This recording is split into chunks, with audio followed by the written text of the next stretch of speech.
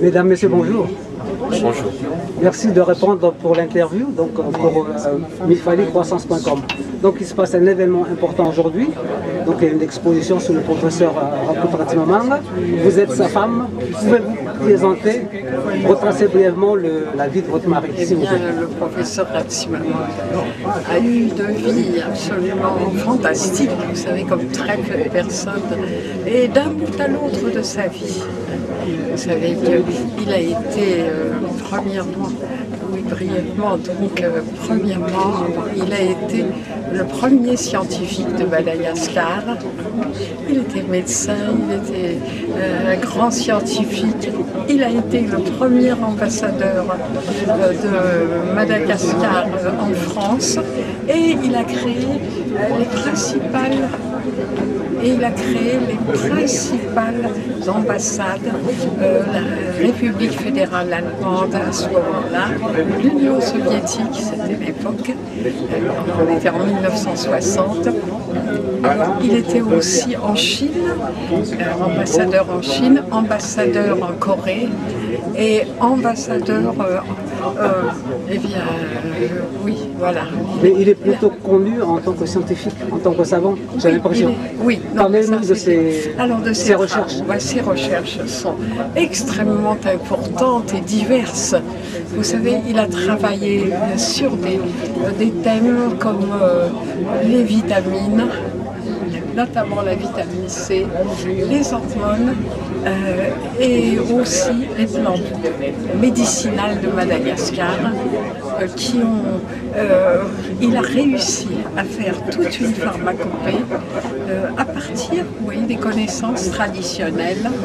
Et puis, il a mis ces médicaments sur le marché international. Il était directeur de recherche au CNRS français. Et il était aussi directeur à l'école pratique des hautes études où il avait le laboratoire de physiologie des vitamines et des hormones. Il a fondé l'IMRA aussi, je crois. Et après, ensuite, il a fondé l'IMRA qui est fait pour essentiellement pour justement connaître, exploiter toute la richesse médicinale des plantes de Madagascar. Vous savez, et le directeur de l'OMS qui est venu un jour nous voir a dit « Ce que je cherchais partout en Afrique, je l'ai trouvé ici, à l'IMRA, c'est-à-dire la conjonction harmonieuse entre la connaissance traditionnelle et la science moderne. » Bon, je vais donner la parole à Madame l'ambassadeur qui représente Madagascar à l'UNESCO. Donc il y a une exposition importante aujourd'hui.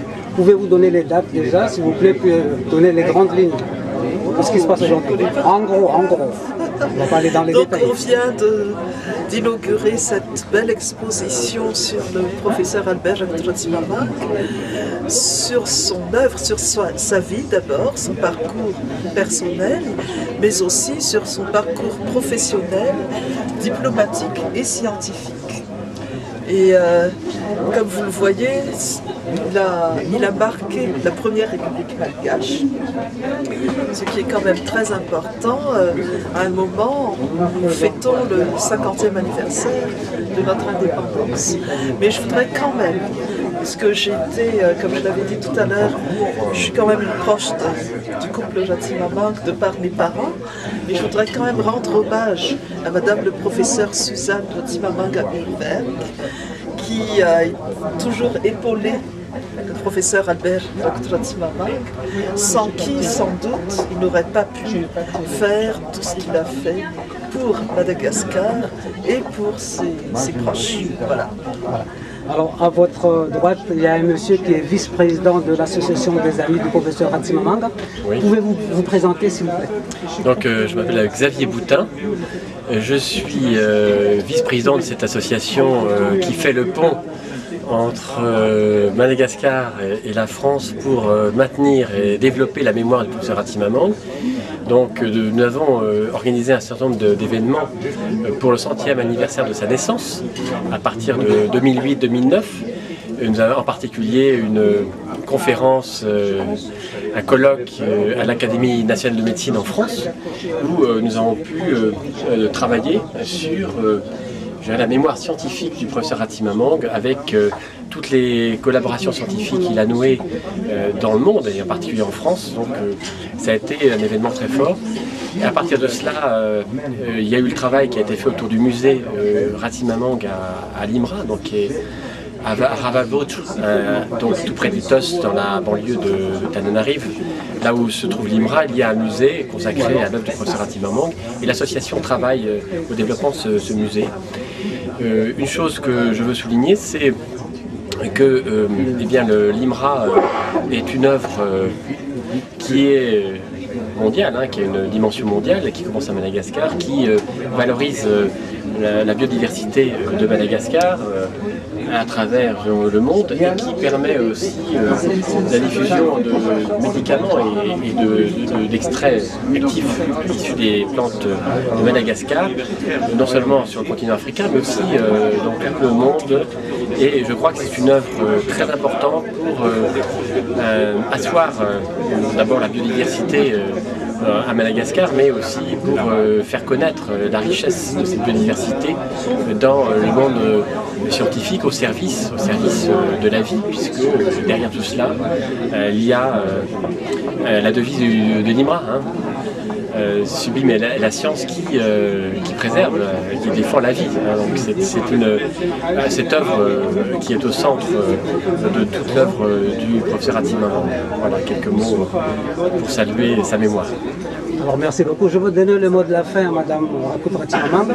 Est-ce que vous avez un message particulier à délivrer pour les jeunes par rapport à la science, la médecine, la recherche? Voilà. Vous savez, la recherche et la science, ce sont les deux facteurs qui mènent le monde, qui font évoluer l'être humain, vous savez, et espérons dans un sens positif. Limra, justement, et le professeur Hatimamang sont de ceux-là qui ont cherché les moyens les plus pacifiques et les plus les meilleurs pour juste améliorer la vie des êtres humains. Il a été un facteur pour Madagascar étonnant. N'oubliez pas qu'il a été nommé l'homme du XXe siècle et à sa disparition, eh bien, il a eu des funérailles nationales. Le pays tout entier l'a réellement pleuré. Et voilà. Heureusement, vous êtes là pour poursuivre ces travaux, ces recherches avec les amis. D'ailleurs, avec des amis, avec des laboratoires qui sont un peu dans le monde. Vous savez, récemment, une collaboration avec Kinshasa, c'est-à-dire la République démocratique du Congo, et toutes sortes. Et voilà, parce qu'il faut vous dire que monsieur... Merci infiniment pour cette interview et donc pour l'exposition pour le professeur Rakut Hatimamang. Peut-être on va donner les dates pour terminer. Vous avez les dates de l'exposition? De l'exposition? Alors c'est du 18 au 22 octobre. Donc ici à l'ambassade de Madagascar. Merci beaucoup, messieurs dames. Merci.